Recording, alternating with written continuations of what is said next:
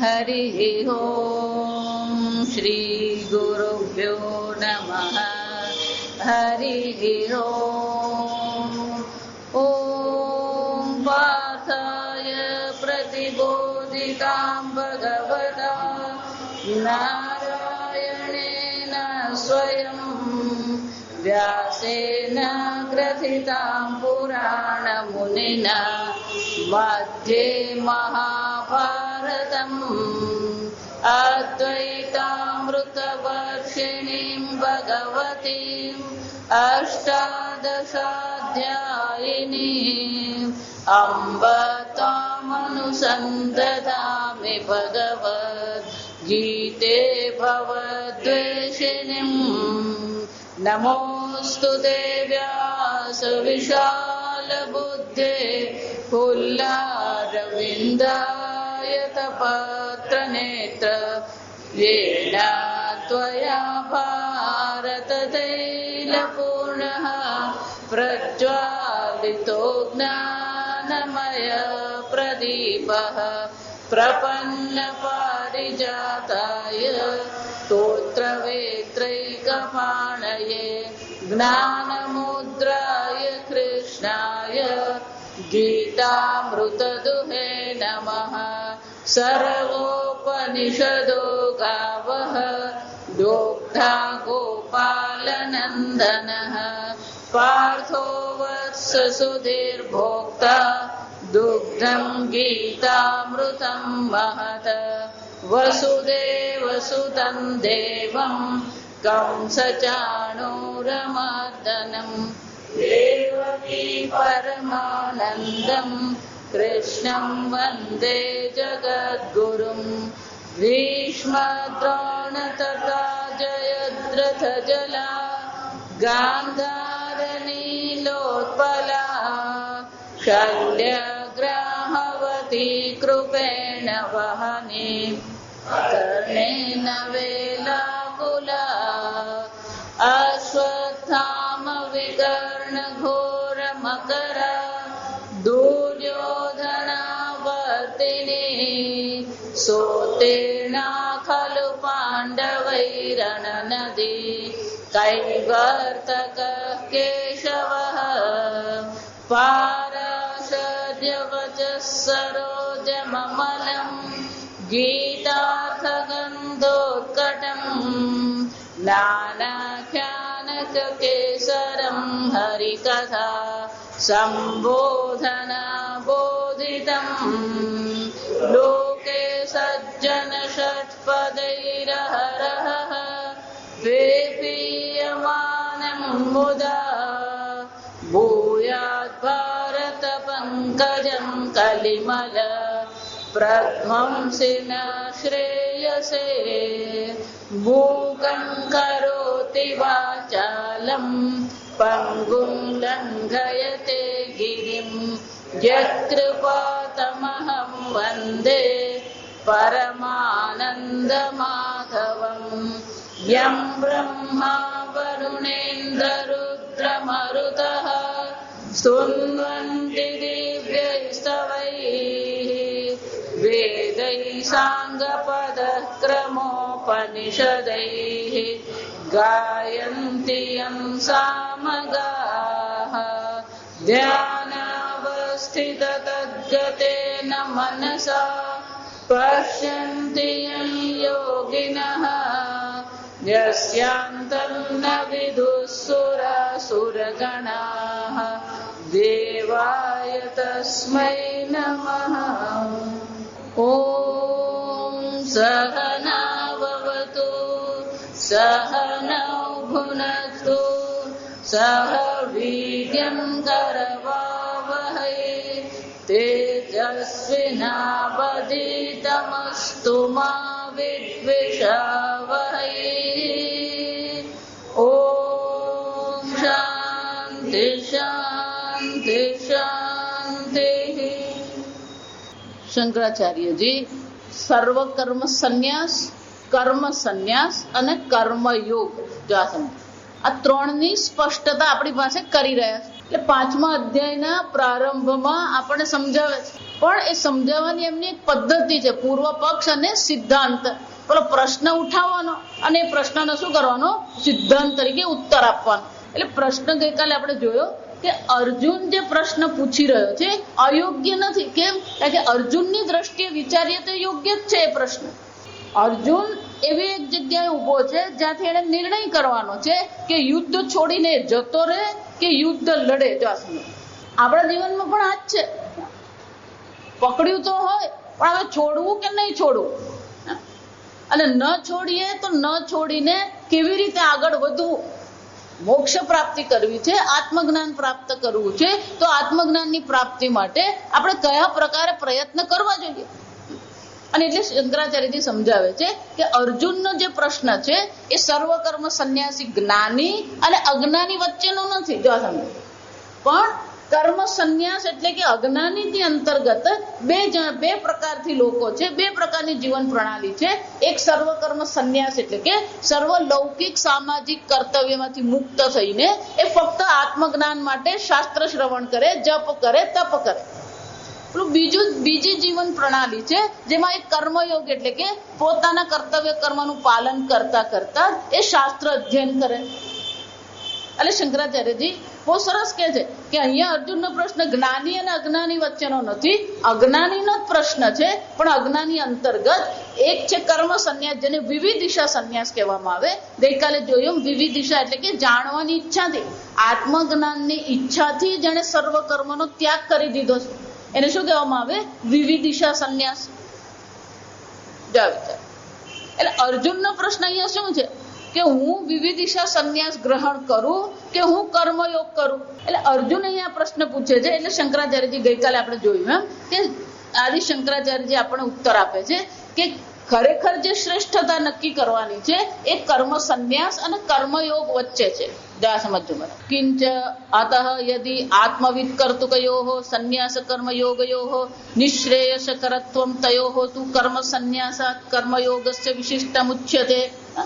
એટલે શંકરાચાર્ય કહે છે આત્મજ્ઞાની દ્વારા જે સંન્યાસ એટલે કર્મયોગ જે છે એ તો કલ્યાણકારી છે. જો વિચારો, જે આત્મજ્ઞાની છે એ તો કર્મ કરે તોય કલ્યાણ છે, કર્મ ન કરે તો પણ શું છે, જગત કલ્યાણ માટે જ છે એનું જીવન. આપણે ત્રીજા અધ્યાયમાં જોઈ ગયા કે જ્ઞાનીને પણ ભગવાન કર્તવ્ય કર્મ દર્શાવીને શું કહે છે, લોક સંગ્રહ મેવાપી સંપશ્યન કર્તુમર્હસી.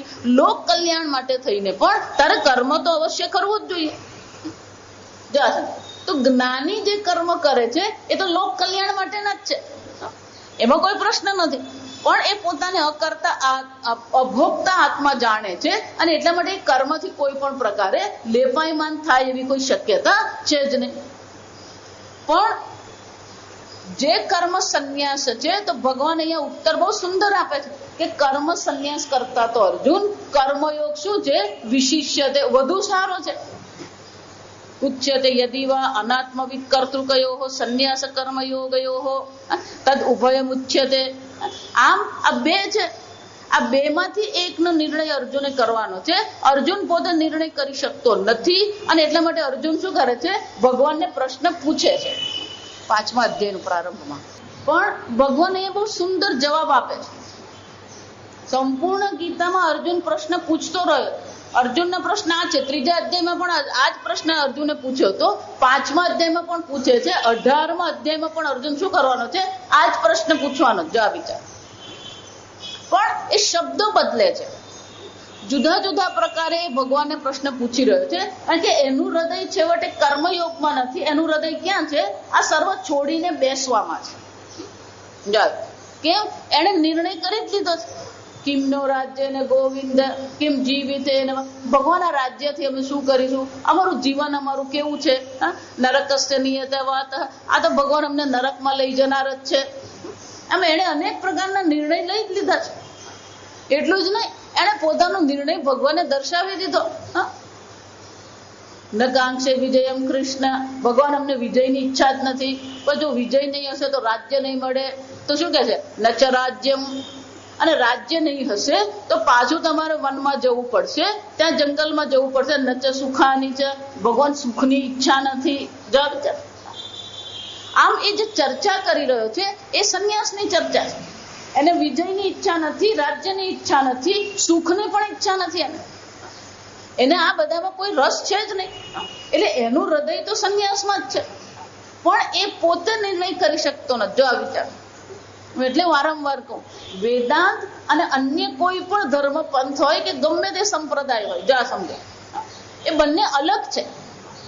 એ ભી ઠીક છે, વો ભી ઠીક છે કરવાનું નહીં. આ સમજો, વેદાંત એક અલગ વસ્તુ છે. જો વિચાર, બીજે બધે પેલો ગુરુજીએ કીધું આમ કરવાનું, પેલો કરે. જો આ સમજો, વેદાંત એવું નથી. જો વિચારજો, આ સંપૂર્ણ ગીતામાં તમે જુઓ, ભગવાન ક્યારે આદેશ કરતા જ નથી. ભગવાન ખાલી સમજાવે છે કે આ અર્જુન કરવા યોગ્ય છે. જો આ વિચાર, આ કરવા યોગ્ય નથી, આ કરવા યોગ્ય છે, એ ભગવાન દર્શાવે છે. પણ નિર્ણય કોણે કરવાનો છે? આપણે પોતે કરવાનો છે. કેમ? કે જો વેદાંત તમને એમ કે છે કે તમે પૂર્ણ આત્મા છો, અજર અમર છો, ન જાયતે મ્રિયતે વા કદાચિત. પણ ભગવાન તો કહી રહ્યા છે કે આત્મા અજર અમર છે. પણ હવે કોને કહેવાની જરૂર છે? તમારે પોતે કહેવાની જરૂર છે, હું અજર અમર છું. જો વિચાર, એટલે અમારા સ્વામીજી બહુ સરસ કે હંમેશા પેલું એમ જ કહેતો હોય, શાસ્ત્રમાં કહ્યું છે આત્મા અજર અમર છે, પણ તું શું કહે છે? જો આ સમજો, આ સમજો, શાસ્ત્ર કહે છે, ભગવાન કહે છે, ગીતા કહે છે, ઉપનિષદ કહે છે, આપણે કહીએ છીએ, પણ આપણો આપણા વિશેનો નિર્ણય શું છે? તમે પોતે પોતાને કઈ રીતે ઓળખો છો? વાત જ જવા દે, તમે એ પૂછવાનું જ નહીં. એનો અર્થ શું થયો? ભગવાન તમારા સ્વરૂપની જે ચર્ચા કરે છે અને તમે જે તમારા વિશે માની રહ્યા છો, એ બંનેમાં શું છે? આસમાન જમીનનો ફરક છે. અને ભગવાન નિર્ણય કરતો, છેલ્લે ભગવાન તો નિર્ણય કરતા જ નથી. યથેચ્છસી તથા કુરુ. છેલ્લે પણ ભગવાન શું કહી દે છે? તારી ઈચ્છા હોય એ કર. અરે કોરો ચેક કહેવાય. જો આ વિચાર, જે સાચો ગુરુ હોય ને હંમેશા શિષ્યને કોરો ચેક આપે, બાંધે નહીં. જો આ વિચાર, આ સમજવાનું. કેમ? કે જો ગુરુ જો બાંધી દેતો હોય તો પછી એ તમને ઉપદેશ કરી શકે તું નિત્ય મુક્ત આત્મા છે. સમજો, એટલા માટે વેદાંત એક અલગ વસ્તુ છે. વેદાંતમાં શ્રવણ કર્યા પછી તમારે પોતે નિર્ણય કરવાનો છે કે તમારું સ્વરૂપ શું છે. અને એટલે અર્જુન ભલે પ્રશ્ન પૂછતો હોય, પણ ભગવાન એમ નથી કહેતા કે કર્મયોગ તારા માટે સારો છે, એ કર્મ સંન્યાસ તારા માટે સારો છે. ભગવાન તો એને એમ જ કહે છે કે અર્જુન કર્મયોગ વિશેષ છે. વિચાર, ભગવાન તમે એને વિશેષ કીધો તો પછી હવે હું કર્મયોગ જ કરું, કર્મ સંન્યાસ બાજુએ કરું. આપણે હંમેશા પેલા બીજાના નિર્ણય પર જ ચાલતા હોઈએ છીએ. જો વિચાર, આને વૈચારિક પરતંત્રતા કહેવાય. આને શું કહેવામાં આવે? વૈચારિક પરતંત્ર. પણ તમે કોને હું શું કરું? અને એમાં આજના જમાનામાં તો વૈચારિક પરતંત્રતા પૂર્ણ છે. આ વિચાર, પેલી ખીલી મારવાની તોય પેલો સુથારને પૂછ્યા, ભાઈ ક્યાં મારું? જો વિચાર, ઘર તારું છે, ખીલી મારીને વાપરવાનું તારે છે, પણ નક્કી કોણ કરે? ઘર બાંધવું હોય ગમે તે. જો વિચાર, આને કન્સલ્ટન્ટનો જમાનો કહેવાય. આખો જમાનો કયો છે? કન્સલ્ટન્ટનો જમાનો. જો વિચાર, આપણે આપણી બુદ્ધિને આપણો વિચાર વાપરવાનો જ નહીં. બહુ વર્ષો પહેલા એક ભાઈ પેલા ધંધામાં બહુ સારી કમાણી થઈ, પછી એમણે જમીન લીધી. જા સાંભળ, જમીન લીધી અને પછી પેલું ઘર બનાવવાનું.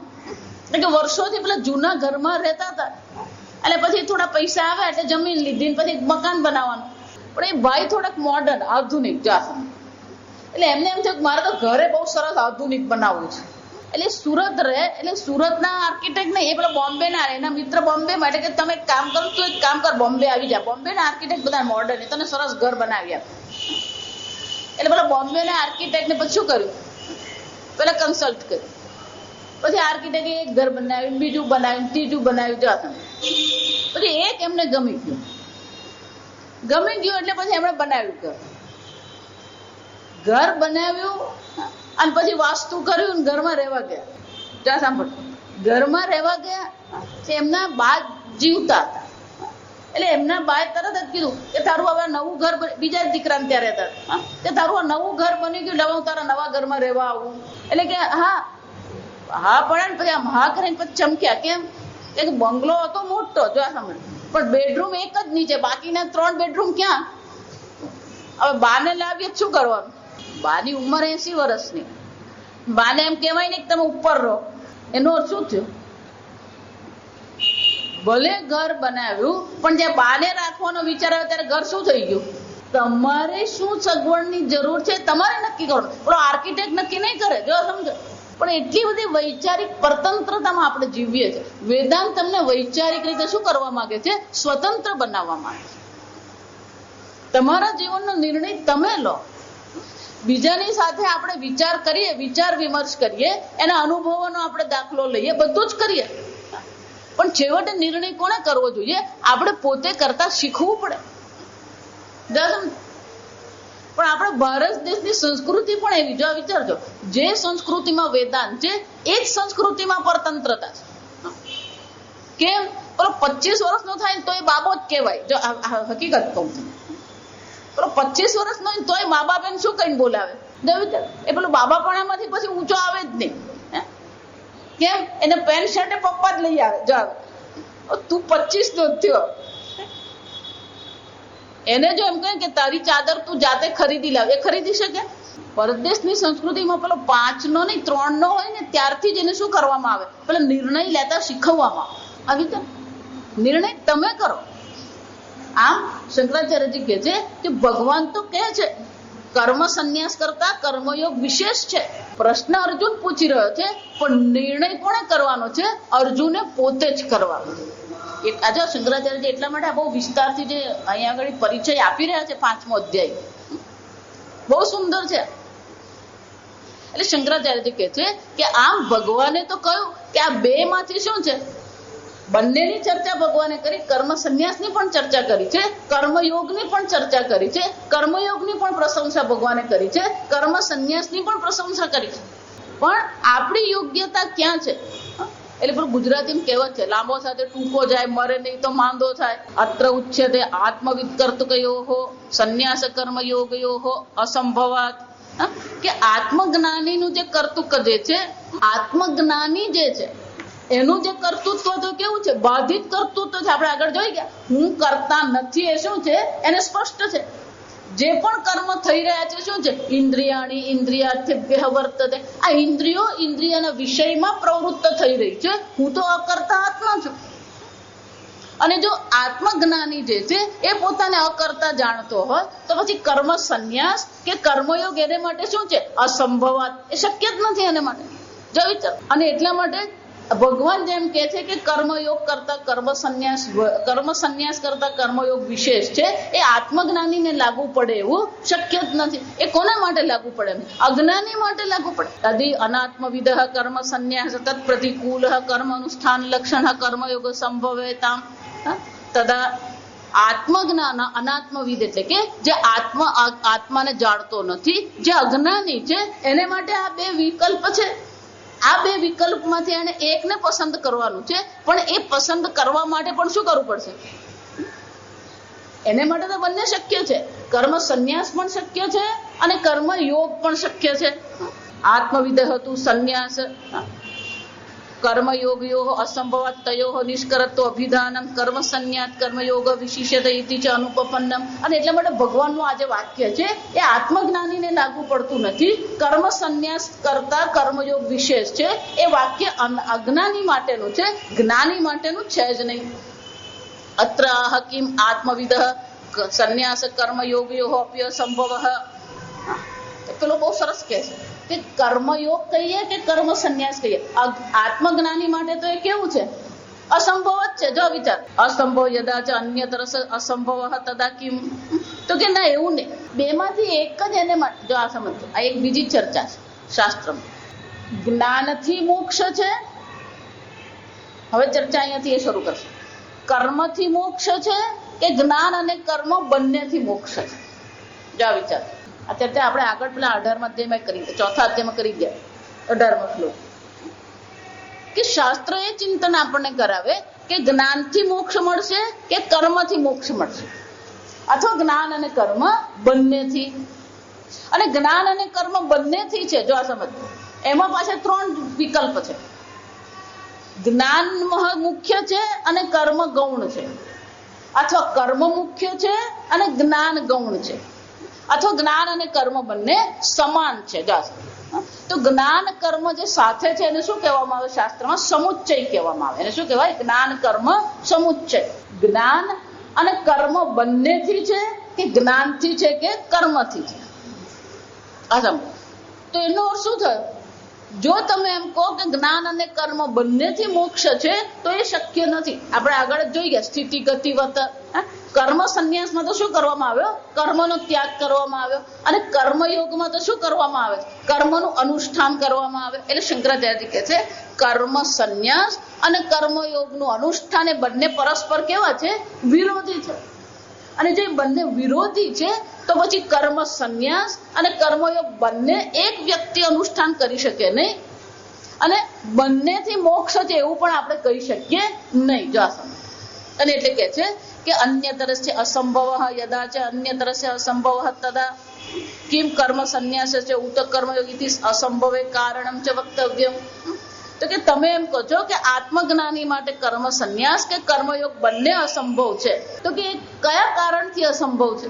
એટલે કે છે અત્ર ઉચ્યતે આત્મવિદ નિવૃત્ત મિથ્યા જ્ઞાનત્વાત. એના મનમાં મિથ્યા જ્ઞાન એટલે કે હું કરતા છું એવું એના મનમાં શું છે? એ પ્રકારનું જ્ઞાન એની બુદ્ધિમાં રહ્યું જ નથી. અને જ્યારે કર્તૃત્વનું મિથ્યા જ્ઞાનની નિવૃત્તિ થઈ ગઈ હોય તો પછી એનામાં કોઈ પણ પ્રકારે હું કર્મનો ત્યાગ કરું પછી કે કર્મનું અનુષ્ઠાન કરવું આવા પ્રકારનું શું જો સમજો. આપણે આગળ જોઈ ગયા કે કર્મનો ત્યાગ કરવો પણ શું છે? કર્તૃત્વ છે.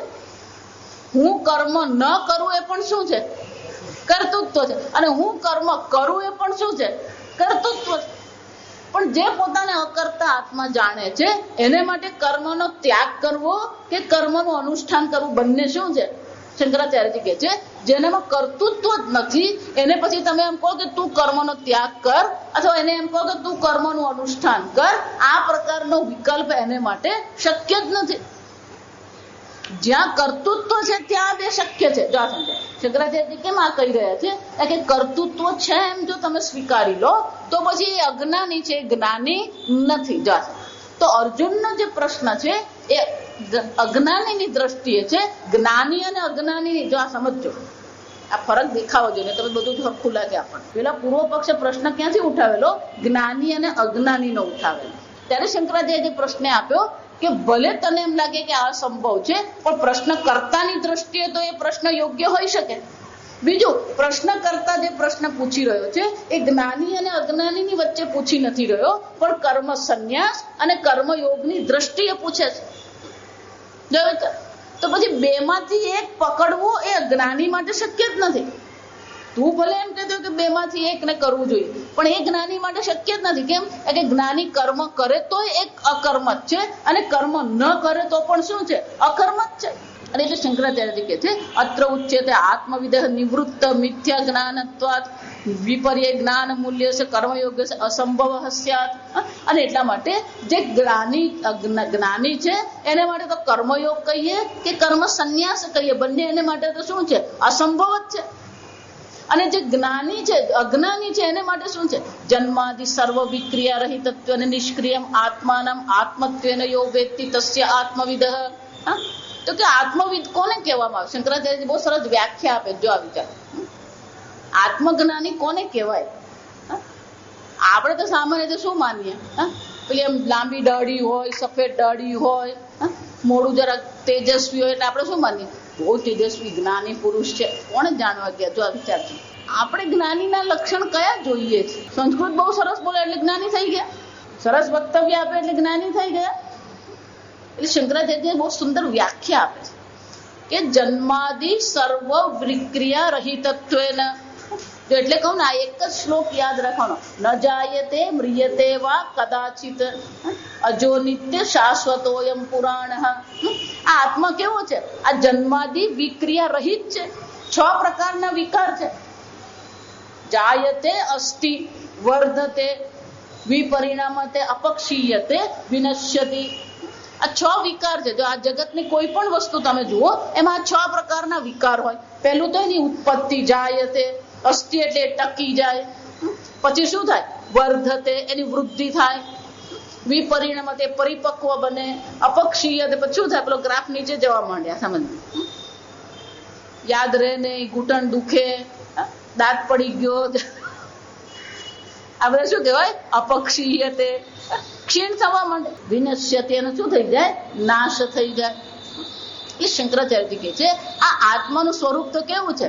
જન્માદિ સર્વ વિક્રિયા રહિતત્વેન, કોઈ પણ જન્માદિ કોઈ વિકાર આત્મામાં નથી. એટલું જ નહીં, નિષ્ક્રિયમ, આત્મામાં કોઈ કર્મ છે જ નહીં. નિત્ય શુદ્ધ ચૈતન્ય સ્વરૂપ આત્મા છે, એમાં કોઈ કર્મ શક્ય જ નથી. અને એટલા માટે આત્મા કેવો છે? નિષ્ક્રિય. આત્માનમ, આ આત્મા છે. પણ આત્મવિદ કોને કહેવાય? આત્મત્વેન યો વેત્તિ, આ આત્માને આત્મ સ્વરૂપે જે ઓળખે છે. એટલે મેં આગળ કીધું કે શાસ્ત્ર તો કે છે કે આત્મા જન્મ રહિત છે, પણ તમે કઈ રીતે ઓળખો છો? એટલે શંકરાચાર્ય શું કે છે? આત્માનમ આત્મત્વેન વેત્તિ, આત્માને આત્મા સ્વરૂપે જે ઓળખે છે. બાકી અજ્ઞાની લોકો તો શું કહે? આત્માને આત્મા સ્વરૂપે ઓળખતો જ નથી. આત્માને દેહ તરીકે, પ્રાણ તરીકે, ઇન્દ્રિય તરીકે, મન તરીકે, બુદ્ધિ તરીકે, વિચાર તરીકે, આ રીતે જે શું કરે છે? વેદથી જાણે છે. પણ જે આત્માને આત્મા સ્વરૂપે ઓળખે છે, તસ્ય આત્મવિદઃ સમ્યક દર્શનેન, એ આત્મજ્ઞાની છે. એને આત્માને સારી રીતે દર્શન કર્યા છે. અપાસ્ત મિથ્યા જ્ઞાનસ્ય નિષ્ક્રિય આત્મ સ્વરૂપ અવસ્થાન લક્ષણમ. સર્વ પ્રકારના મિથ્યા જ્ઞાન એટલે કે આ મિથ્યા જ્ઞાને સમજી લેવાનું. મિથ્યા જ્ઞાન એટલે કે જે નથી એને તે સમજવું. બહુ દેશી ભાષામાં કહું ને, આત્મા દેહ નથી અને આત્માને દેહ માનવો એટલે કે હું દેહ છું એવો દેહાત્મ ભાવ કરવો, એ શું કહેવાય? મિથ્યા જ્ઞાન કહેવાય. પોતાને મન બુદ્ધિ માનવું એ શું કહેવાય? મિથ્યા જ્ઞાન. પણ આ જ્ઞાની છે એને માટે તો આ મિથ્યા જ્ઞાન પણ શું થઈ ગયું? અપાસ્ત એટલે કે દૂર થઈ ગયું છે. એટલે કે આ દેહાદી ઉપાધિમાં એનો કોઈ પ્રકારે અહંભાવ રહેતો નથી. નિષ્ક્રિય આત્મા, અને આત્મા કેવો છે? નિષ્ક્રિય છે. કોઈ પણ પ્રકારનો ક્રિયા, કોઈ પણ પ્રકારનું કર્મ આત્મામાં શક્ય છે જ નહીં.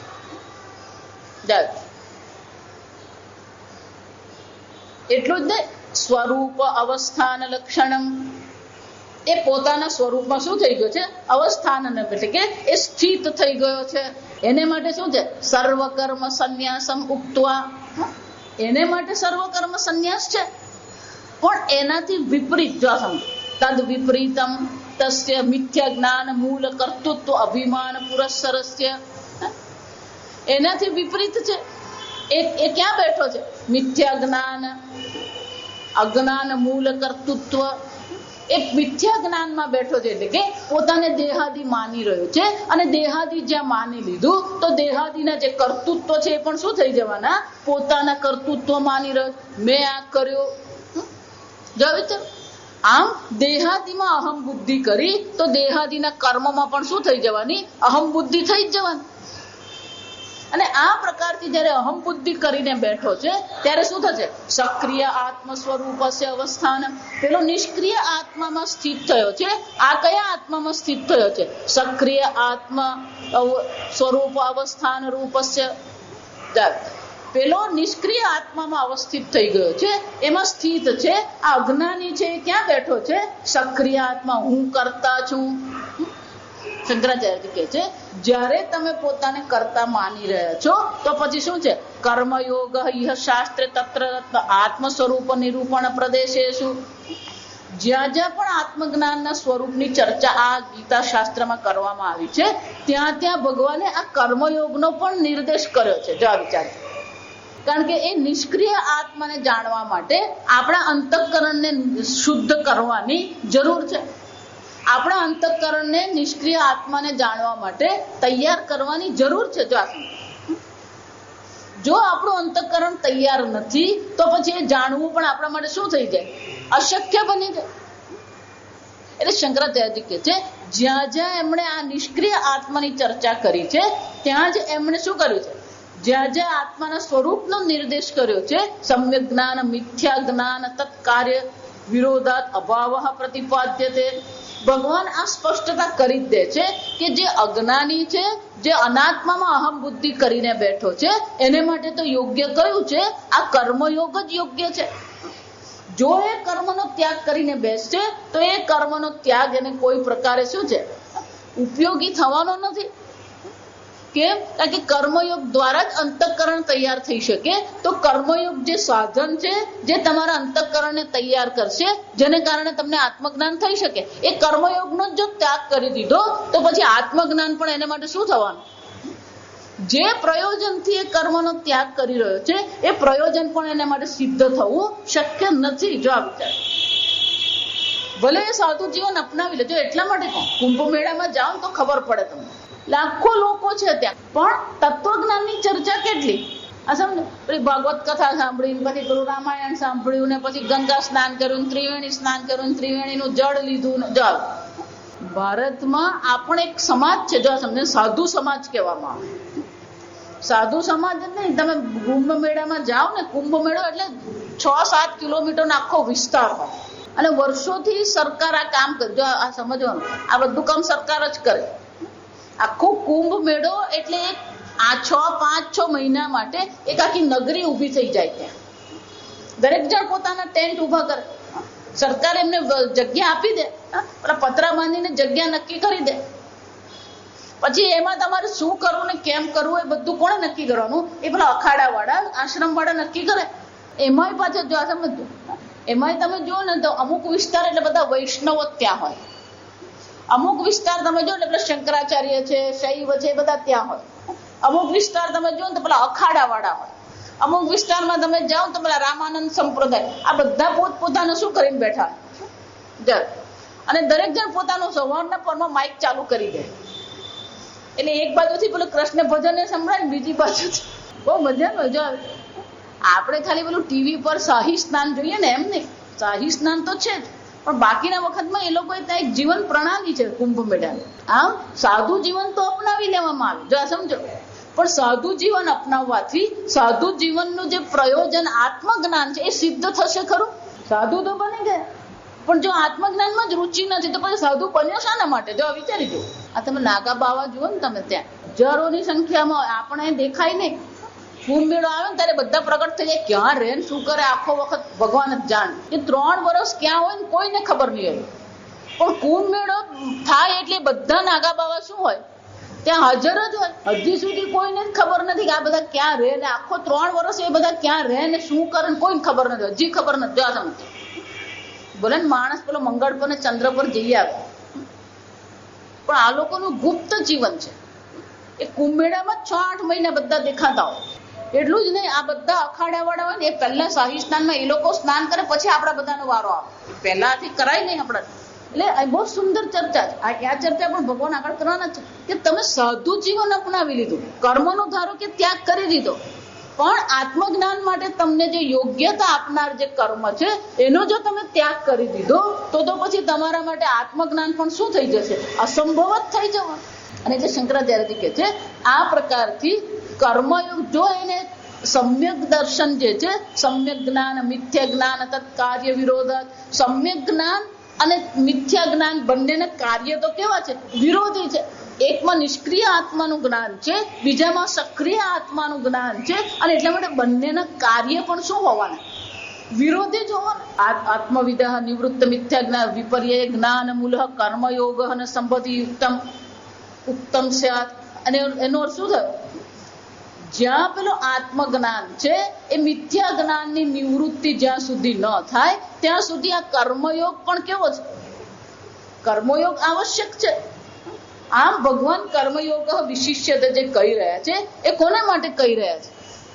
કે જ્યાં આત્મજ્ઞાન હજી થયું નથી તો પછી કર્મ સંન્યાસને બહુ ચર્ચા કરવાની જરૂર નથી. જો આ સમજ, હંમેશા લોકોને એવું જ લાગે તમારે તો શાંતિ, તમારે ક્યાંક ચિંતા કરવાની, તૈયાર ખાવાનું મળે. જો આ સમજ છે. એટલે હું કહું મારી સાથે 10 દિવસ રહો એટલે ખબર પડે સાધુ જીવન જીવવું એવું સહેલું નથી. અને એમાં પણ સાધુ જીવન અપનાવ્યા પછી આત્મજ્ઞાન માટે પ્રયત્ન કરવો તો શું થાય? બધું છોડીને બેસી જઈએ, પણ તમારા અંતઃકરણને કેવી રીતે છોડશો? તમારા અંતઃકરણમાં જે ભાવ છે, જે રાગ દ્વેષ છે, જે સંસ્કારો છે, જે ભોગની ઈચ્છા છે, એને શું કરશો? એટલે સ્વામીજી કે સંસારીઓ ખાય ને એને ભોજન કહેવાય, અને પેલો સંન્યાસી ખાય એને ભિક્ષા કહેવાય. પણ ખાતો એ જ હોય ઢોકળા ને ખમણ. જો આ સમજો,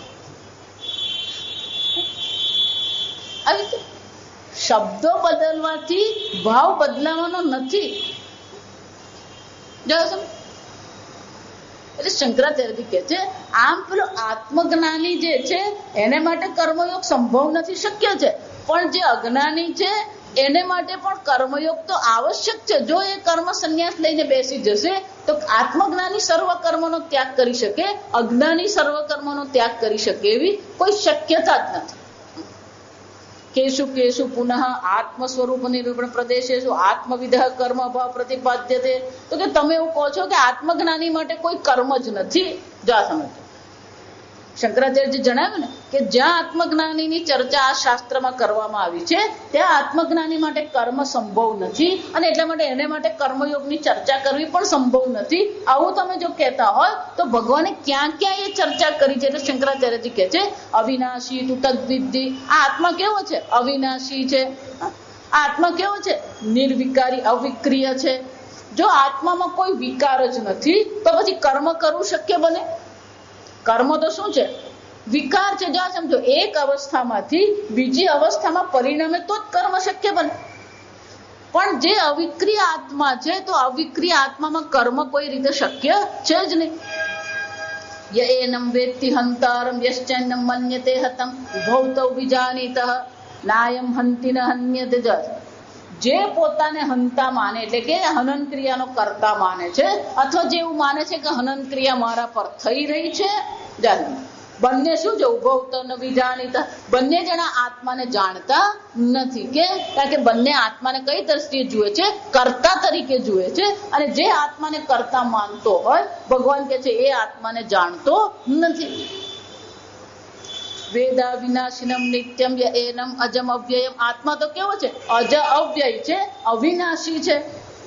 અને એકવાર જેને આત્માને જાણી લીધો, કથમ ઘાતયતિ હંતિકમ, એ કોને મારવાનો અથવા કોના દ્વારા મરાવવાનો, જો વિચાર.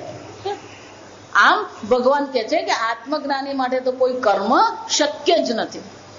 ઇત્રાદો આત્મવિધ કર્મ અભાવ ઉચ્યતે નાનો કર્મયોગ અપી આત્મ સ્વરૂપ નિરૂપણ પ્રદેશેશુ.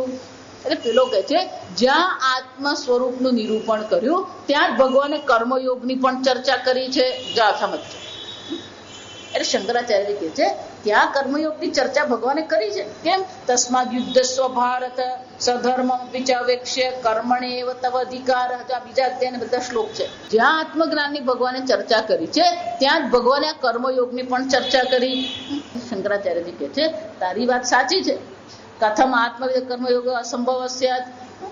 કે જે ભગવાન આત્માના સ્વરૂપની ચર્ચા કરે છે ત્યાં જ બીજા અધ્યાયમાં ભગવાન કર્મયોગની પણ ચર્ચા કરે છે. તો તમે કેવી રીતે કહી શકો કે કર્મયોગ આત્મજ્ઞાની માટે નથી? કારણ કે ભગવાને તો ત્યાં જ ચર્ચા કરી. જો વિચારજો, જો ભગવાને ત્યાં ચર્ચા કરી હોય તો પછી એ કર્મયોગ આત્મજ્ઞાની માટે શક્ય હોવો જોઈએ. કારણ કે ભગવાને ત્યાં એની શું કરી છે? ચર્ચા કરી છે. એટલે શંકરાચાર્યજી કહે છે અત્ર ઉચ્યતે સમ્યક જ્ઞાન મિથ્ય જ્ઞાન તત્કાર્ય વિરોધ. પણ કે ભલે ભગવાન કરતા હોય, જો વિચાર બરાબર છે. ધારો કે 2 કે 3 ચર્ચા કરવામાં આવે, પણ 2-3 ચર્ચામાં એક વિરોધી ચર્ચા હોય તો આપણે સમજીને શું કરવાનું હોય? જો વિચાર, એની બાદબાકી આપણે જાતે જ કરવાની હોય. એમ ભગવાન આત્મજ્ઞાનીની ચર્ચા કરે છે, અકર્તા આત્માની ચર્ચા કરે છે. પછી જયારે ભગવાન કર્મયોગની ચર્ચા કરે છે તો એટલી તો સમજ આપણામાં હોવી જોઈએ કે આ કર્મયોગની ચર્ચા ભગવાને કરી ખરી, પણ એ કર્મયોગની ચર્ચા કોને માટે કરી? આત્મજ્ઞાની માટે કરી. એટલે શંકરાચાર્યજી કહે છે એ બંને વિરોધી જ છે. અને એટલું જ નહીં, 3જા અધ્યાયમાં ભગવાન સ્વયં જ કહે છે દ્વિવિધ સમજો લોકેસ્મિન દ્વિવિધા નિષ્ઠા પુરા પ્રોક્તા મયાનગ. અર્જુન, આ જગતમાં 2 પ્રકારની જીવન પ્રણાલી છે. જ્ઞાન યોગેન સાંખ્યાનામ, કર્મયોગેન યોગીનામ. જે કર્મયોગી છે, જે અજ્ઞાની છે એને માટે કર્મયોગ છે. જેને આ તત્વ ચર્ચા કરવી છે એને માટે શું છે? જ્ઞાન યોગ છે. આમ ભગવાન શું કરી આપે છે? 2 વિભાગ કરી દે છે. અને એના સાંખ્યાનામ આત્મતત્વ વિરામ અનાત્મવિદ કર્તૃત્વ કર્મયોગ નિષ્ઠાત. એટલે શંકરાચાર્યજી કહે છે એક છે જે જ્ઞાન યોગ એટલે કે આત્મજ્ઞાની છે, અને બીજો જે કર્મયોગનું અનુષ્ઠાન કરે છે. એ કર્મયોગનું અનુષ્ઠાન પણ શાના માટે કરી રહ્યો છે? નિષ્ક્રિય આત્મ સ્વરૂપ અવસ્થાન લક્ષણયા જ્ઞાન યોગ નિષ્ઠાએ પૃથક કરણાત. શંકરાચાર્યજી કહે છે જ્ઞાન યોગ અને કર્મયોગનું ભગવાને શું કર્યું છે? પૃથક્કરણ કરી જ દીધું છે. અને કર્મયોગ પણ છેવટે ભગવાન જે ચર્ચા કરે છે શાના માટે કરી રહ્યા? જો વિચાર, કર્મયોગ દ્વારા પણ આપણને આત્મજ્ઞાન માટે શું કરવાનું છે? તૈયાર જ કરવા માટે. એટલા માટે હું કહું કે જીવનમાં તમે જે પણ કોઈ કર્મ કરો ને, પણ એ ભાવના જો મનમાં રાખીએ કે ભગવાને મને આ પરિસ્થિતિ આપી છે, આ પરિસ્થિતિ મારા માટે સારામાં સારી છે, અને આ પરિસ્થિતિ પણ મને શું કરી શકે છે? આત્મજ્ઞાનના માર્ગ પર આગળ લઈ જાય એવી આ શક્યતા છે જ. એટલે આપણે બહુ સીધી ભાષામાં કહીએ તો ભગવાન જે કરે શું કરે છે? સારા માટે જ કરે. જો આજકાલ લોકોને ભગવાન માટે બધી ફરિયાદ બહુ છે. જો ભગવાન આવું કેમ કર્યું, ભગવાન આવું કેમ કરે, આવું કર્યું તો બહુ સારું થાત. એટલે શંકરાચાર્ય કહે છે આ કર્મયોગનું જે અનુષ્ઠાન જે છે એ કર્મયોગનું અનુષ્ઠાન શાના માટે છે? જ્ઞાન યોગ માટે આપણને યોગ્યતા પ્રદાન કરી શકે. કૃતકૃત્યત્વ અને આત્મવિધ પ્રયોજન અંતર અભાવાત. આ આત્મજ્ઞાની તો કૃતકૃત્ય છે, એને કોઈ પ્રકારથી શું છે? કર્મનું કોઈ પ્રયોજન છે ખરું? આત્મજ્ઞાનીને કર્મનું કોઈ પ્રયોજન છે? જેણે પોતાને પૂર્ણ આનંદ સ્વરૂપ ઓળખી લીધા એને પછી કર્મ કરીને સુખી થવાનું છે. કોઈ પણ કર્મ આપણે શાના માટે કરીએ? કર્મફળ મેળવવા માટે. અને કર્મફળ ભોગવીને આપણે શું કરવા માંગીએ છીએ? સુખી થવા માંગીએ. પણ આત્મજ્ઞાની તો પોતાને પૂર્ણ આનંદ સ્વરૂપ ઓળખે જ છે. એટલે શંકરાચાર્ય કહે છે જે કૃતકૃત્ય થઈ ગયો છે એને માટે તો કર્તવ્ય કર્મ શું થઈ ગયું છે? કોઈ પ્રકારે એનું પ્રયોજન રહેતું જ નથી. તસ્ય કાર્યમ ન વિદ્યતે. શંકરાચાર્ય કહે છે આગળ ભગવાન કહી ગયા તસ્ય કાર્ય, એને માટે કોઈ કાર્ય છે જ નહીં. ન કર્મણા માનારંભાત સંન્યાસસ્તુ મહાબાહો. શંકરાચાર્ય કહે છે એટલું જ નહીં, આ 5મા અધ્યાયમાં જ આ લાઈટ નથી ચાલતી, આ 5મા અધ્યાયમાં જ ભગવાન સ્વયં કહેશે કે કર્મ. 3જા અધ્યાયમાં આપણે જોઈ ગયા કે કર્મનો આરંભ ન કરવા માત્રથી શું એને મોક્ષની પ્રાપ્તિ થશે? હું કોઈ કર્મ ન કરું એટલે અકર્તા આત્માનું જ્ઞાન મને થઈ જશે. હું કોઈ કર્મ નહીં કરું મને મોક્ષની પ્રાપ્તિ થઈ જશે. અને ધારો કે પણ એને ભૂલમાં બધાનો ત્યાગ કરી દીધો તો અહીંયા જ ભગવાન રેડ સિગ્નલ બતાવતા કહે છે સંન્યાસસ્તુ મહાબાહ દુઃખમાપ્તુમ અયોગતઃ. જેણે કર્મયોગની ભાવનાથી કર્મ કર્યા નથી એ જો સર્વ કર્મનો ત્યાગ કરીને બેસી જશે તો એ સંન્યાસ તો એને માટે શું બનાવવાનો? દુઃખમાપ્તુમ, એને દુઃખી કરનાર જ બનવાનો છે.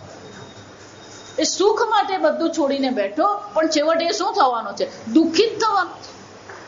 અને એ દુઃખી સંન્યાસને કારણે નથી થતો, પોતાના અંતઃકરણને કારણે. જો તમે બીજા પર દુઃખ નાખવાનું જ નહીં, આ સમજવાનું. હંમેશા આપણે એમ જ માનીએ કે આને કારણે હું દુઃખી. સુખ હોય ને ત્યારે આપણે પોતાના પર લઈએ, જો આ સમજજો. પણ દુઃખ પડે ત્યારે શું કરવાનું? બહાર કારણ શોધી જ લેવાનું. અને બહાર કોઈ કારણ નહીં મળે તો પેલો ઉપરવાળો તો બેઠેલો જ છે. આમ આપણા અંતઃકરણની જે તૈયારી નહીં હોય અને ધારો કે સર્વ કર્મનો ત્યાગ કરીને બેસી ગયા તો એ જાતે તો દુઃખી થાય, પણ બીજો બાજુવાળો દુઃખી થાય. આ સમજજો. આશ્રમમાં સ્વામીજી 3 વર્ષ રાખે ને, જો આ પાછો બીજો આ 16મી ઓગસ્ટથી પાછો કોર્સ શરૂ થઈ ગયો 3 વર્ષ. એટલે પણ હરખમાં સ્વામીજીના શિબિર ભરતા હોય ને અઠવાડિયા 10 દિવસના, અથવા એમના શહેરમાં કોઈક સ્વામીજી એને સાંભળતા હોય અને પેલો કોર્સ એનાઉન્સ થાય એટલે એને એમ થાય કે હું કોર્સ કરવા જાઉં. એટલે આપણે દેશી ભાષામાં કહીએ તો હરખમાં ને હરખમાં શું કરે? એ પેલો આશ્રમમાં પહોંચી તો જાય અને બુદ્ધિશાળી હોય એટલે સ્વામીજીને એમ કાઢો બુદ્ધિશાળી છે એટલે લઈ લે એને. પણ ત્યાં ગયા પછી શું થાય? પહેલી વસ્તુ આશ્રમની આજુબાજુ કઈ છે નહીં. 40 કિલોમીટર જંગલમાં આશ્રમ છે. 1.5 કિલોમીટર ચાલીને જાવ નહીં ને, એને ચાલવાનું એટલે પેલો આખો પહાડ ચડીને ઉતરવાનું જાય. ત્યાં સુધી પેલો ચા વાળો તમને મળે નહીં જાય. એટલે આશ્રમમાં જયારે ચા આપે ને ત્યારે પી લેવી પડે, નહીં તો પછી શું થાય? પણ જેને પેલું 2 કલાકે ખાવાની ટેવ હોય, હાલતા ચાલતા ખાવાની ટેવ હોય, ત્યાં તો મળે ને. આશ્રમમાં એક બહુ સરસ, જ્યાં પેલું ટાઈમ થાય ને 12:30 વાગે ને ત્યારે જ પેલું ડાઇનિંગ હોલનું બારણું ખુલે, બાકી બારણું તાળું જ મારેલું હોય. એમને 12:30 ખુલે ખરું, પણ જ્યાં સફાઈ થઈ ગઈ એટલે પાછું શું થઈ જાય? કોયમ્બતુરમાં ઋષિકેશમાં એવું જ છે. ત્યાંના આશ્રમમાં જો તમે ભૂલે છો કે 2-2:30 વાગે ગયા હોય અને કોઈ શિબિર જો નહીં ચાલતો હોય ને તો ત્યાં ચકલું ફરકતું નહીં હોય. જો સમજે પેલો ચોકીદાર જ હોય અને ચોકીદારે બહુ પ્રેમથી કહી દે અભી 3 બજે ચાય હોગે તબ સબ મિલેંગે, અભી કોઈ મિલેગા નહીં, જાઓ અભી 3 બજે આના. પેલો ચોકીદાર જ કહી દે. એટલે પેલું બૌદ્ધિક હોય, બુદ્ધિશાળી હોય અને હરખમાં શું કરે? આશ્રમમાં રહેવા જતો રહે. પણ પછી ત્યાં જયારે જીવન રહેવા માંડે ત્યારે શું થાય? બીજું આશ્રમમાં જે બનાવે પછી ખાઈ લેવું પડે, પછી પેલી મમ્મીની રોટલી યાદ આવે, પછી મમ્મીનો ભાત યાદ આવે, આ બધું પછી ભૂલવું પડે. એટલે અહીંયા રહીને વાત કરવી એક વસ્તુ છે, ત્યાં આશ્રમમાં રહીએ પછી શું થાય અલગ છે. જો વિચાર, અને આશ્રમમાં 8-10 દિવસ રહેવું હોય ને તો બધું ચાલી જાય. આ જેટલા દક્ષિણમાં ફરવા જાય ને બધા યાત્રા કરવા કે ફરવા, એ લોકોને 3 દિવસ મજા આવે, પણ ચોથે દિવસ થાય ને એટલે પેલું ગુજરાતી સમાજ હોદવા માંડે. કેમ? તો પાપડ જોઈએ, અથાણું જોઈએ, રોટલી જોઈએ, ગુજરાતી દાળ પેલી ગોળ આમલી વાળી જોઈએ. આ જેટલા જાય ને બધા મન કે માતાજી ગયા તો ખરા, પણ ખાવાની બહુ મુશ્કેલી પડે. કેમ? પેલો ઢોસા ઇડલી ને સાંભાર કેટલા દિવસ ખાય? જો 10 દિવસમાં ઢોસા ઇડલી સાંભારથી જો કંટાળી જતા હોય તો પછી વિચારવાનું કે આશ્રમમાં રહીએ તો થાય શું હાલત આપણી. શંકરાચાર્યની ચર્ચા બહુ સરસ કે સંન્યાસ તો લઈ લઈએ, બધું છોડીને બેસી પણ જઈએ, પણ કેટલો વખત સુધી? પછી એ શું ભાઈ ને દુઃખમાપ્તુમ ઇત્યાદિના આત્મજ્ઞાન અંગત્વેન કર્મયોગસ્ય વિધાન. શંકરાચાર્યજી કે છે આમ આત્મજ્ઞાન પ્રાપ્તિ માટે એના અંગ સ્વરૂપ કર્મયોગની ભગવાન શું છે ચર્ચા કરી રહ્યા છે. એટલું જ નહીં, 6થા અધ્યાયમાં ભગવાન કહે છે યોગારૂઢ સત્યસ્યૈવ સમઃ કારણમ ઉચ્યતે. જે આ આત્મજ્ઞાનના યોગ પર આરૂઢ થઈ ગયો છે એને માટે સમઃ એટલે કર્મનો સંન્યાસ સહજ છે. જો આ સમજો, એને કર્મ સંન્યાસ લેવો પડતો નથી, એને કર્મનો સંન્યાસ કરવાનો નથી, પણ કર્મ સંન્યાસ એને માટે શું છે સહજ છે. જો વિચાર, એનો અર્થ શું થયો? 2 વસ્તુ છે. જ્ઞાનીને કર્મ સંન્યાસ કે કર્મયોગની ચર્ચા કરવાની જરૂર નથી, કારણ કે કર્મનો સંન્યાસ એને માટે શું છે સહજ છે. અને જે અજ્ઞાની છે એ ધારો કે પણ કર્મ સંન્યાસનો વિચાર કરતો હોય તો વસ્તુ કઈ જોઈએ? અયોગત.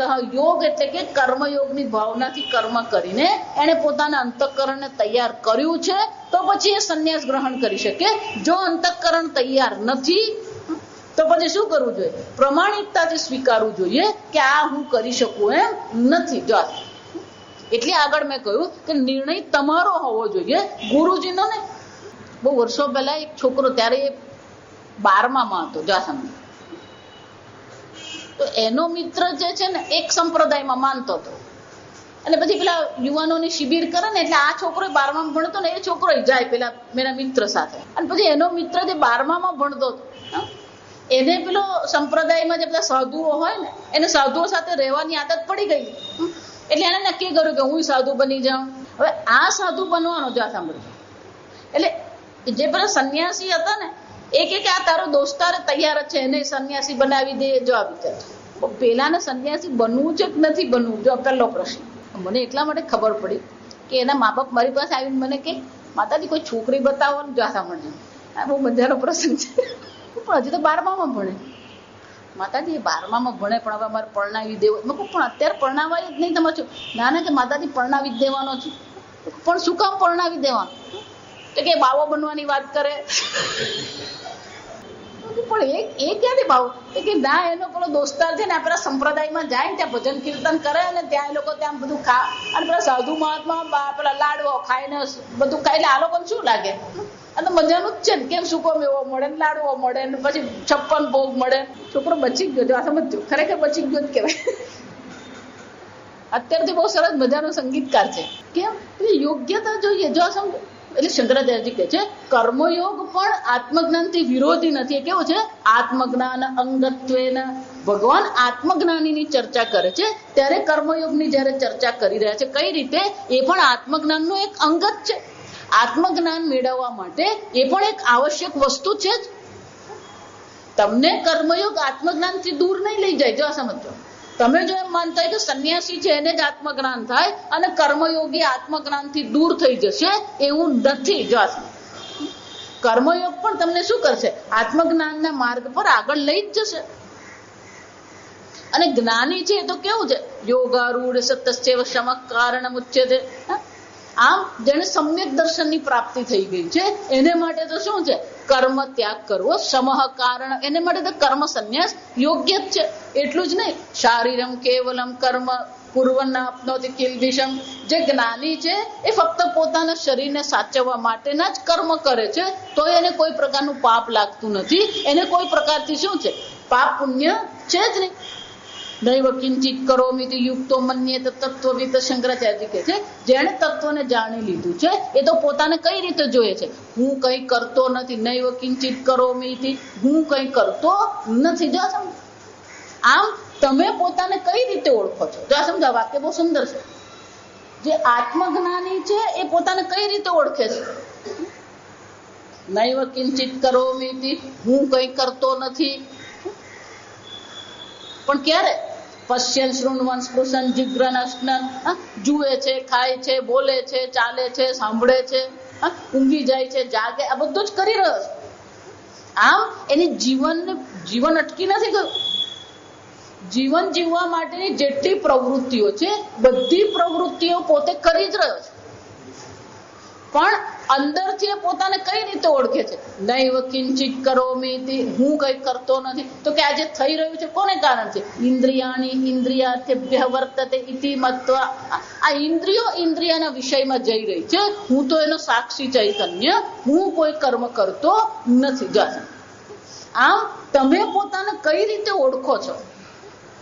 જે જ્ઞાની છે, જેને આ સમ્યક દર્શન થઈ ગયા છે, એ તો પોતાને આ રીતે ઓળખી રહ્યો છે. અને પછી ભલે અનેક કર્મ થતા દેખાતા હોય પણ એની દ્રષ્ટિએ કોઈ કર્મ થતું નથી. એટલે શંકરાચાર્યજી કહે છે અને એને શરીર સ્થિતિ માત્ર પ્રયુક્તેષુ, આ શરીરની સ્થિતિ માટે, આ શરીરની સાચવણી માટે એ પ્રવૃત્તિ કરી રહ્યો છે. દર્શન શ્રવણાદિ કર્મસુ, દર્શન શ્રવણાદિ એ કર્મ કરે છે. આત્મયાથાત્મવિદઃ, અને પણ એ આત્માના યાથાત્મા એટલે કે યોગ્ય સ્વરૂપને એ જાણે છે. કરોમિતિ પ્રત્યય સમાહિત ચેતતયા સદા અકર્તવ્યતા ઉપદેશ, એ ભલે કરતો હોય એવું દેખાય છે અને એ ધારો કે બોલે પણ ખરો કે મેં ખાધું, પણ એ લૌકિક દ્રષ્ટિએ કહી રહ્યો છે કે મેં ખાધું, કે હું બોલ્યો, કે મેં સાંભળ્યું, કે હું ગયો. જો આ સમજ, પણ અંદરથી તો એ પોતાને કઈ રીતે ઓળખે છે? અકર્તા આત્મા સ્વરૂપે જ ઓળખે છે. હું કોઈ કર્મ કરતો. જો આ બહુ અઘરી વસ્તુ છે, આ સમજજો. એટલે કહું કે આમ આત્મજ્ઞાન સરળ દેખાય છે, પણ બધી પ્રવૃત્તિઓ કરવા છતાં પણ અંદરથી તો એ પોતાને કઈ રીતે ઓળખે છે? નૈવ કિંચિત કરોમિતિ, હું કોઈ કર્મ કરતો નથી. જો અને એટલે શંકરાચાર્ય કહે છે કેમ? સમાહિત ચેત, એનું મન આ આત્મજ્ઞાનમાં સમાહિત થઈ ગયું છે, સ્થિત થઈ ગયું છે, અને એટલા માટે એ બોલી શકે કે હું કોઈ કર્મ કરતો નથી. આત્મવિદઃ સમ્યક દર્શન વિરુદ્ધ, પણ આ આત્મજ્ઞાનીથી પેલો વિરોધી જે છે કોણ છે? મિથ્યા જ્ઞાન હેતુક કર્મયોગ સ્વપ્ને અપીને સંભાવિત શક્યતે યસ્માત. પણ જે આત્મજ્ઞાની છે એને માટે તો શંકરાચાર્ય કહે છે સ્વપ્નમાં પણ કર્મયોગ શક્ય નથી. જા સામે શંકરાચાર્યનું વાક્ય શું છે કે આત્મજ્ઞાની જે છે એને તો સ્વપ્નમાં પણ શું છે? જો આગળ મેં આ ચર્ચા તમને કરી કે બહારથી આપણને એમ લાગે કે હું ભક્ત છું, બહારથી આપણને એમ લાગે હું વેદાંતી છું, પણ તમારો સાચો હું કયો? સ્વપ્નમાં તમે જેવા પોતાને જુઓ ને એ તમે સાચા. જો આ વિચાર, કારણ કે સ્વપ્નમાં શું છે? આ બહારના તર્ક વિતર્ક નથી, આ બહારના કોઈ પણ આવરણ નથી. બહાર તો આપણે શું કરીએ? મનમાં ઘણા પ્રશ્નો ઉઠતા હોય પણ શરમના મારે શું કરીએ? ચૂપ રહેતા હોય. જા વિચાર, પણ સ્વપ્નમાં કોઈ આવરણ નથી આવું બહારનું. એટલે સ્વપ્નમાં જે તમારું વ્યક્તિત્વ છે ને એ સાચું વ્યક્તિત્વ છે. આ સમજતું. એટલે શંકરાચાર્ય કહે છે જેને આત્મજ્ઞાનની દ્રઢતા છે એને માટે તો સ્વપ્નમાં પણ શું છે? સ્વપ્નમાં પણ એ પોતાને કઈ રીતે જોવાનું? કર્તૃત્વ જોવાનું. એ જો વિચાર, માતાજી આત્મજ્ઞાનીને સ્વપ્ન આવે આપણને કે ભલતા જ પ્રશ્ન થાય મનમાં. જો આ વિચાર, આત્મજ્ઞાનીને સ્વપ્ન નહીં આવે, એના મનમાં સ્વપ્ન તો ક્યાં છે? જો આ તૈત્તિર ઉપનિષદ પૂરું થાય ને પછી પેલું મંડુક્ય ચાલુ થાય ને ત્યારે બધી ચર્ચા આવશે. જાગવું એ પણ મનની અવસ્થા છે, સુઈ જવું એ પણ શું છે? મનની અવસ્થા છે, અને સ્વપ્ન જોવું એ પણ શું છે? મનની અવસ્થા. જો પણ મન સાથે એક થઈને આપણે શું કરીએ? હું જાગ્યો, હું સુઈ ગયો, મેં સ્વપ્ન જોયું.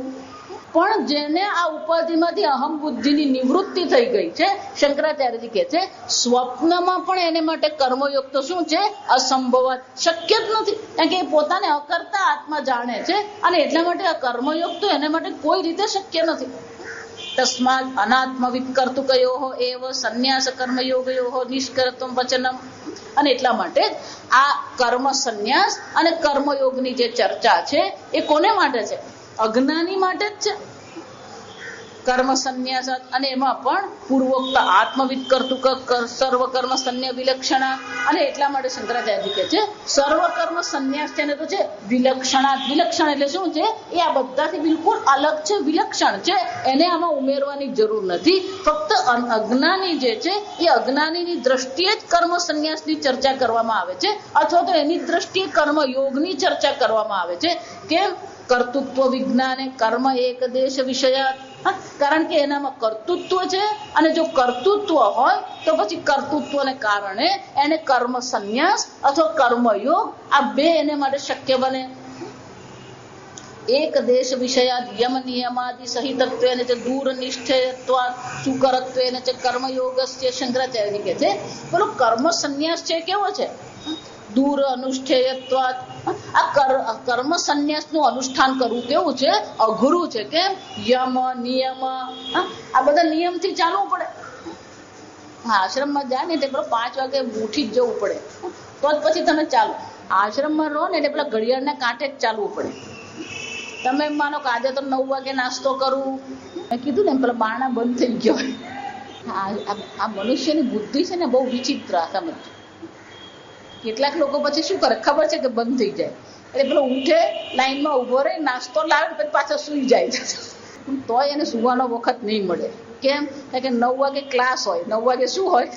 અને ધારો કે એકાદ દિવસે 9 વાગે ક્લાસમાં ન જાય ને, સ્વામીજી એને કઈ પૂછે નહીં, જા એની આજુબાજુ બેસવા વાળા જ પૂછી કાઢે, એટલે કાલે દેખાયો નહીં તું, એટલે એની હાજરી લેવા વાળા શું છે? પેલા બીજા હોય જ. શંકરાચાર્યજી કહે છે કર્મ સંન્યાસ એટલે એવું નથી કે નવરો બેઠો હોય. એને શું છે? દૂર અનુષ્ઠેયત્વાદ. એ શું છે? દૂર એટલે અઘરું, દુર્લભ જેમ કહીએ ને, એનું અનુષ્ઠાન કરવું શું છે? અઘરું જ છે. કારણ કે એ પણ એક જીવન પ્રણાલી છે. જો સમજો, ફક્ત કર્મનો ત્યાગ કરી દેવાનો છે એમ નહીં, પણ કર્મ સંન્યાસ પણ શું છે? એક જીવન પ્રણાલી છે. અને જીવન પ્રણાલીમાં શું છે? યમ નિયમાદિ સહિતત્વેન. આ યમ છે, નિયમ છે, આસન છે, પ્રાણાયામ છે, ધ્યાન છે, ધારણા છે, તપ છે, આ બધું શું છે? એક વિશેષ પ્રકારની જીવન પ્રણાલી છે. પણ જે ગ્રહસ્થ છે, જેને હજી ભોગ બુદ્ધિ છે, એને માટે એ જીવન પ્રણાલી જીવવી કેવી થઈ જાય છે? અઘરી પડી જાય. સુકરત્વ એને, પણ એને માટે સુકર એટલે શું છે? એને માટે સરળ કયું છે? કર્મયોગસ્ય વિશિષ્ટત્વ વિધાનમ. અને એટલા માટે ભગવાન શું કહે છે? કર્મ સંન્યાસ કરતા કર્મયોગ વિશેષ છે, કારણ કે એ સરળ છે, પેલો કેવો છે? અઘરું છે. એવમ પ્રતિવચન વાક્ય. આજે અઘરુંની વાત કરું છું. આ નાગા બાવાનું જે કુંભ મેળામાં છે ને, આપણો ગુજરાતનો જ એક પત્રકાર દેસાઈ જા, એને નક્કી કર્યું કે આ નાગા બાવા પાસે બધી વાત મારે કઢાવવી, જા સમજજો. એટલે એ ત્યાં ગયો. તમે ગમે એટલું નાગા બાવા સાથે પરિચય કરવાનો પ્રયત્ન કરો ને, એ લોકો ક્યારેય તમારી સાથે પરિચિત થાય જ નહીં. પણ આ પેલો પત્રકાર ને એટલે ગમે તે પેલી ઘૂસણખોરી, આ પત્રકાર ને ગમે તે ઘૂસી જાય, જા સમજ. એટલે પેલા નાગા બાવા બધા ચાલતા હોય ને ત્યાં પછી સાથે ચાલે. એટલે એક દિવસ એને પેલો એક નાગા બાવાને પકડ્યો કે તું બોલ ને કે આ બાકીના 3 વર્ષ તું ક્યાં રહે? જો આ સમજ. એટલે પેલો કે એ તો મારથી કહેવાય નહીં. ના પણ તું શું કરે? તો કે એ પણ કહેવાય નહીં. તો કે કોને કહેવાય? જે બીજો નાગા બાવા હોય એને કહેવાય. એને પછી આવીને આખો એને લેખ લખેલો, બહુ સરસ લેખ એને લખેલો. એટલે આ કહેતો કે હું નાગા બાવા બનવું, તો કે તારે પહેલા બનવું પડે. આને પછી મગજમાં શું આવ્યું છે? જા, એને ભૂત જ વળગેલું કહેવાય. ત્યારે નક્કી કર્યું મારે બાવા બનવું છે, નાગા બાવા.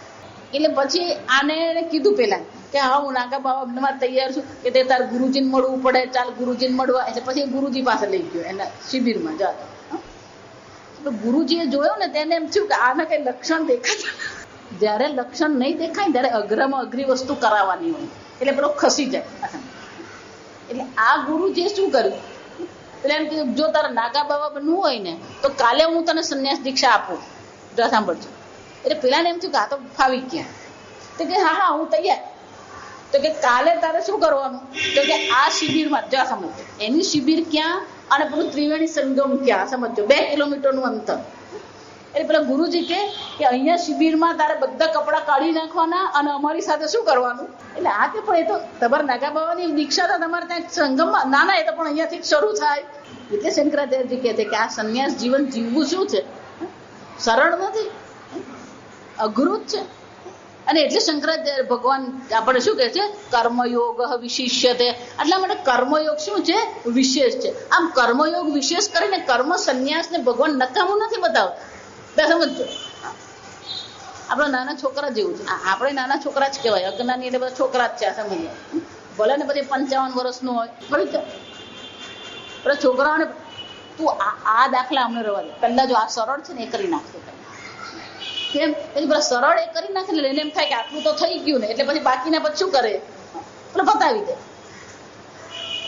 એટલે ભગવાન પણ કર્મયોગને વિશેષ બતાવીને કર્મ સંન્યાસ અયોગ્ય છે એવું નથી બતાવતા, પણ કર્મ સંન્યાસ આપણા માટે અઘરો છે અને એટલા માટે ભગવાન શું કહે છે? કર્મયોગ વિશેષ છે. એવમ પ્રતિવચન વાક્યાર્થ નિરૂપણે અપી શંકરાચાર્ય કહે છે આ પ્રકારથી ભગવાને જે ઉત્તર અર્જુનને આપ્યો છે એને આધારે પણ જો આપણે વિચાર કરીએ તો અર્જુને જે પ્રશ્ન પૂછ્યો છે એ યોગ્ય પ્રશ્ન છે અને એનો નિર્ણય પણ ભગવાન આપણને સમજાવે છે. અને એટલા માટે જ્યાયસી ચેત કર્મણસ્તે તચ્ચ બ્રૂહિ જ્ઞાન કર્મ સહ અસંભવે શ્રેય એતયો તત્મે બ્રૂહિ ઇતિ. આમ જ્ઞાન અને કર્મ બંને એક સાથે શક્ય નથી, તો બેમાંથી કયાથી નિશ્રેયની પ્રાપ્તિ થાય એવો અર્જુને 3જા અધ્યાયમાં પ્રશ્ન પૂછેલો. અને ત્યારે પણ ભગવાને શું કહ્યું હતું કે કર્મયોગનું અનુષ્ઠાન અર્જુન તું કર, કારણ કે કર્મયોગના અનુષ્ઠાનથી આ કર્મ સંન્યાસ માટે તું તૈયાર થશે અને પછી કર્મ સંન્યાસ પછી આ જ્ઞાન પણ તારા માટે શક્ય બનશે. આમ ભગવાને શું કર્યું? આ સમજો છેલ્લે 2 વિભાગ ભગવાને નથી કર્યા. આ સમજો કર્મયોગ અને કર્મ સંન્યાસ 2 વિભાગ નથી, પણ શું છે? 2 પગથિયા છે. એ લોકોએ 2 વિભાગ તરીકે જોયું છે, પણ ભગવાન એને કઈ રીતે બતાવે છે? પગથિયા છે કે પહેલા તું કર્મયોગનું અનુષ્ઠાન કર, તારી યોગ્યતા પ્રાપ્ત થાય તો તું કર્મ સંન્યાસ ગ્રહણ કર. પણ જો કર્મયોગ વગર જ જો તું કર્મ સંન્યાસની તૈયારી બતાવશે તો એ તારા માટે શું બની જવાનું છે? અઘરું બની જશે. આમ ભગવાને બહુ સુંદર રીતે 2 વિભાગને બદલે એને શું કરી દીધું? ક્રમ કરી દીધો. જો આ સમજો પહેલા 2 વિભાગ બતાવ્યા, પણ ધીમે રહીને ભગવાને એને શું કરી દીધું? ક્રમમાં દર્શાવી દીધું કે અર્જુન પહેલું પગથિયું કર્મયોગ છે, પછી પેલો કર્મ સંન્યાસ આવે. તું કર્મયોગ છોડીને સીધું કર્મ સંન્યાસના પગથિયા પર જવાનો પ્રયત્ન કરીશ તો એ તારા માટે અઘરું થશે. એટલે શંકરાચાર્યજી કહે છે અર્જુને ભગવાન સાંખ્યા નામ સંન્યાસી નામ જ્ઞાન યોગે, જે સાંખ્ય છે એટલે કે જેની સંન્યાસની વૃત્તિ છે એને માટે યોગ જ્ઞાન યોગ બરાબર છે, પણ જેને બુદ્ધિમાં હજી સંન્યાસની વૃત્તિ આવી નથી એને માટે તો શું છે? કર્મયોગ જ યોગ્ય છે. યોગાના પ્રોક્તા છે નિર્ણય ચકાર. શંકરાચાર્યજી કહે છે આ પ્રકારે ભગવાને તો પોતાનો નિર્ણય દર્શાવી જ દીધો છે. નચ સંન્યાસનાદેવ કેવલ સિદ્ધિમ સમધિગચ્છતિ. અને 3જા અધ્યાયમાં જ ભગવાને કીધું છે કે કેવળ સંન્યાસ ગ્રહણ કરવા માત્રથી એને નિષ્ક્રિય આત્માનું જ્ઞાન કોઈ પ્રકારે થઈ શકે એવી શક્યતા જ નથી. અને એટલા માટે સિદ્ધિ સાધનત્વ એવ ઇષ્ટમ કર્મયોગસ્ય વિધાનાત. સિદ્ધિ સાધન જો જે જ્ઞાન આપણે પ્રાપ્ત કરવું છે એની સિદ્ધિ માટેનું સાધન તો કયું છે? કર્મયોગ સાધન છે. અને જો સાધન વિના, જો આ સાધન વિના પણ બહુ જરૂરી વસ્તુ કે આપણે કંઈ પણ કરીએ પણ એ કરવા માટેનું યોગ્ય સાધન પણ શું હોવું જોઈએ? આપણી પાસે હોવું જોઈએ. જો યોગ્ય સાધન નહીં હોય તો જે સિદ્ધ કરવા માંગીએ છીએ એ આપણે સિદ્ધ કરી શકીએ નહીં. અને એટલે શંકરાચાર્યજી કહે છે આ કર્મયોગ જે છે એ કર્મયોગ તો શું છે? આત્મજ્ઞાન પ્રાપ્ત કરવા માટે એક વિશેષ સાધન છે. અને એ સાધનને જ આપણે શું કરવાનું? જ્ઞાન રહિત સંન્યાસ શ્રેયાન કિંવા કર્મયોગ શ્રેયાન. આમ જ્ઞાન યોગ પણ કયો છે? જ્ઞાન રહિત સંન્યાસ. જ્ઞાન રહિત સંન્યાસ એટલે કે અજ્ઞાનીનો જે સંન્યાસ છે અને જે કર્મયોગી છે એટલે કે એ પણ અજ્ઞાની છે. એ બેમાંથી તો શ્રેય કયું છે એ અર્જુન પ્રશ્ન પૂછી રહ્યો છે. અને ભગવાન એનો ઉત્તર પણ બહુ સુંદર રીતે આપે છે કે અર્જુન કર્મયોગ જ યોગ્ય છે. કાલથી આપણે શ્લોક લઈશું. ઓમ स्वस्ति प्रजाभ्यः परिपालयन्तां न्यायेन मार्गेण महीं महिषाः गोब्राह्मणेभ्यः शुभमस्तु नित्यं लोकाः समस्ताः काले वर्षतु पर्जन्यः पृथिवी सस्यशालिनी देशोऽयं क्षोभरहितः ब्राह्मणाः सन्तु निर्भयाः ॐ सर्वेषां स्वस्तिर्भवतु सर्वेषां शान्तिर्भवतु सर्वेषां पूर्णं भवतु सर्वेषां मङ्गलं भवतु सर्वे भवन्तु सुखिनः सर्वे सन्तु निरामयाः सर्वे भद्राणि पश्यन्तु मा कश्चित् दुःखभाग् भवेत् असतो मा सद्गमय तमसो मा गमय मृत्योर्मा अमृतं गमय ॐ पूर्णमदः पूर्णमिदं पूर्णात् पूर्णमुदच्यते पूर्णस्य पूर्णमादाय पूर्णमेवावशिष्यते ॐ शान्ति शान्ति